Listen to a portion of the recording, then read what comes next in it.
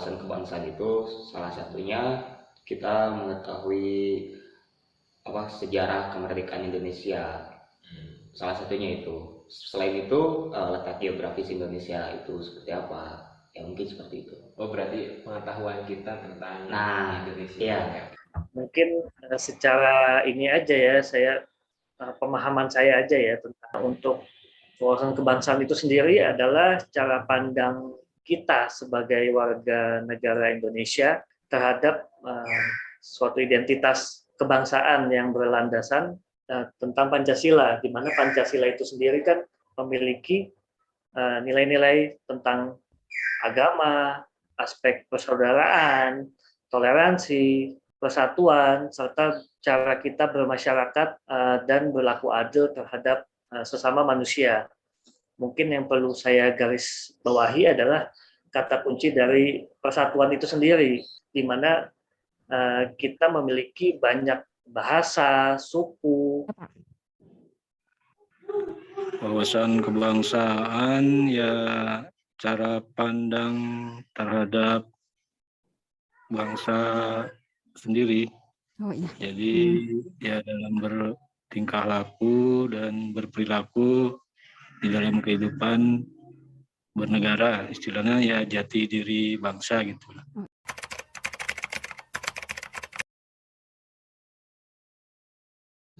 Bela negara, ini waktu flashback dulu ke belakang ya, waktu dulu saya masih siswa, mungkin salah satu bela negara kita itu dengan melaksanakan upacara setiap hari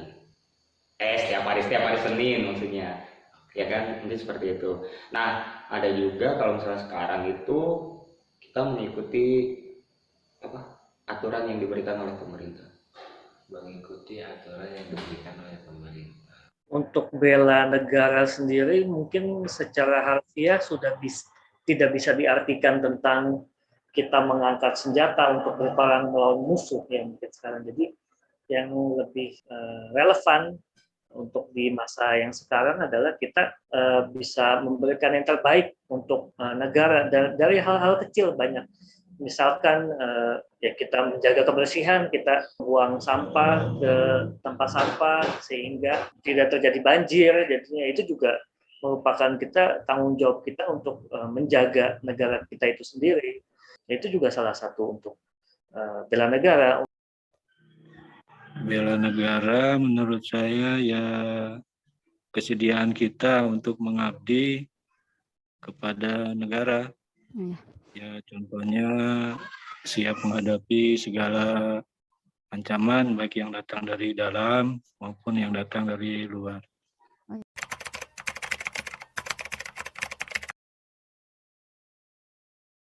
Oke, kalau menurut saya pribadi ya mengenai COVID-19 ini sebenarnya saya tidak begitu mempercayai akan bahwa si COVID itu sebahaya itu gitu ya. Tapi sebenarnya dari hati kecil saya percaya bahwa COVID itu ada. Namun yang saya perhatikan bahwa media itu terlalu membesar-besarkan yang terjadi pada saat ini, sehingga masyarakat atau orang-orang yang menelan berita itu secara bulat-bulat atau tidak memfilterisasi, tidak seperti apa lagi, mereka itu bisa dikatakan menjadi parno dengan adanya COVID-19 ini.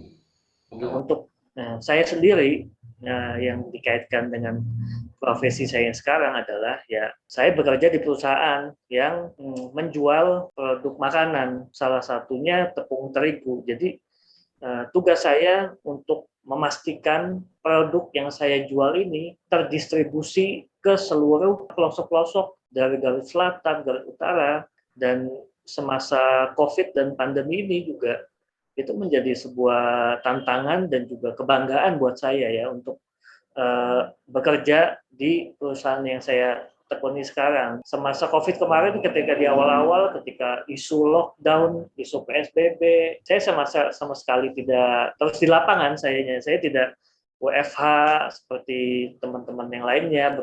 Memang awalnya agak-agak dilema, tapi niat saya untuk memastikan produk makanan saya bisa terdistribusi, dan itu menurut saya termasuk untuk salah satu contoh bela negara yang bisa saya lakukan, yang bisa saya berikan untuk negara Indonesia.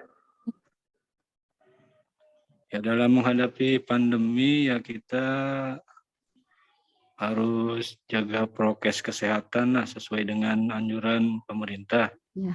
Misalkan dengan sering mencuci tangan ataupun menggunakan masker.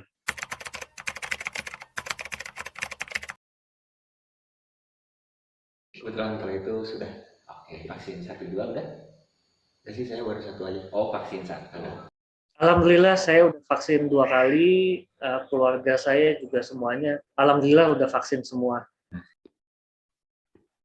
Vaksinasi itu menurut saya bagus ya, itu sebuah upaya dari pemerintah untuk melakukan pencegahan terhadap penyakit yang sedang terjadi saat ini. Ya.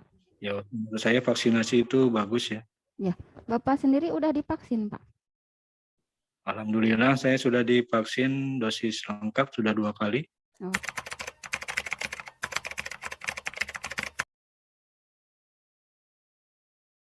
Malahan ini saya baru dengar. Oh, belum pernah dengar isu tentang kebocoran? Belum. Ya bocor itu kan bisa terjadi ya karena banyak hal gitu ya. Iya. Ya contohnya ya bisa jadi karena nicknya apa namanya Double gitu ya Pak ya? gitu, atau saat mendaftar itu sudah ada yang menggunakan nicknya gitu. yang menggunakan. Ya dilema ya, kita memang menginginkan adanya peran aktif dari pemerintah untuk bisa melindungi masyarakatnya terkait kebocoran data ini.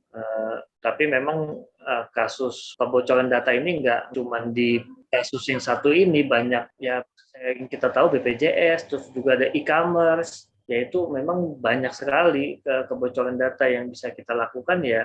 Kita lakukan ya proteksi diri ya tentang gimana kita membuat akun, passwordnya kita supaya tidak mudah ditebak gitu. Nah, itu upaya dari kita sendiri, dan saya harapkan untuk kasus yang Peduli Lindungi ini pemerintah bisa melakukan menemukan cara supaya memang data-data masyarakat kita ini bisa dijaga gitu.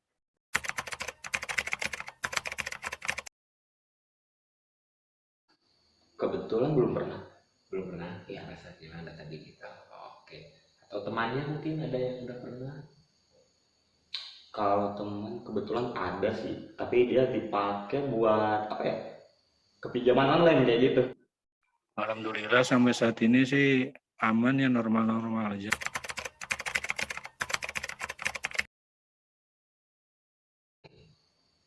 Sebenarnya dari pasar bebas itu sendiri ada sisi positif sama sisi negatifnya ya.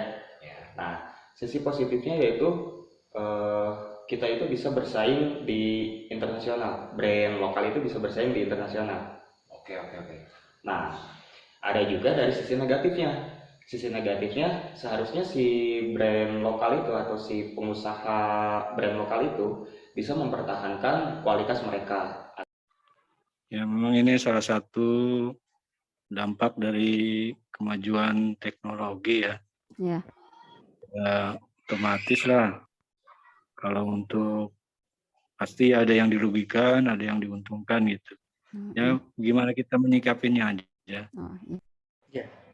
Ya memang yang saya ketahui kita sekarang bisa beli produk dengan harga yang jauh lebih murah ke luar negeri. Sedangkan kita beli di Indonesia pun harganya lebih mahal gitu. Jadi memang ini sebuah tantangan ya. Jadi perlu dilakukannya ya suatu regulasi dari pemerintah untuk bisa menguntungkan untuk UMKM dalam negeri, dan juga jika demand-nya sudah tercukupi ya kita nggak perlu import gitu.